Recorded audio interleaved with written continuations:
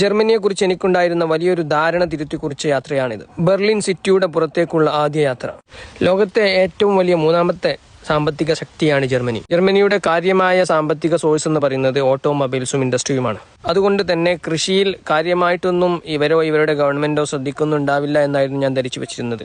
എന്നാൽ ബെർലിൻ സിറ്റിക്ക് പുറത്തെത്തിയതും വിശാലമായ പാടങ്ങളും വയലുകളും പൂത്തുലഞ്ഞു നിൽക്കുന്ന ഗോതമ്പ് പാടങ്ങളും എല്ലാം കണ്ടപ്പോൾ മനസ്സിലായി കാര്യമായി തന്നെ കൃഷിയിൽ ശ്രദ്ധ ചെലുത്തുന്നുണ്ട് ഈ ദേശം. കാര്യമായിട്ടും ഗോതമ്പ് കൃഷിയാണ്. പരന്ന് വിശാലമായി കണ്ണെത്താ ദൂരത്ത് പൂത്തുലഞ്ഞു നിൽക്കുന്ന വയലുകൾ, ഗോതമ്പെല്ലാം കൊയ്യാനായി സമയമായിട്ടുണ്ട്. പാടങ്ങൾക്ക് അപ്പുറവും ഇപ്പുറവും കാര്യമായി തന്നെ അവരുടെ വനങ്ങളും നമുക്ക് കാണാം. ഇവരുടെ കൃഷി രീതി കാര്യമായിട്ടും മെക്കനൈസ്ഡ് രീതിയാണ്, അഥവാ മെഷീനുകൾ ഉപയോഗിച്ചിട്ടാണ് ഇവരുടെ കൊയ്ത്തും ഞാറ് പാകുന്നതും എല്ലാം നടക്കുന്നത്. നമ്മളെ നാട്ടിലെ പോലെ ഒരു കൃഷി ഉപജീവനമായി ജീവിക്കുന്ന വലിയൊരു ജനവൃന്ദമൊന്നും ജർമ്മനിയിൽ കാണാൻ പറ്റില്ല.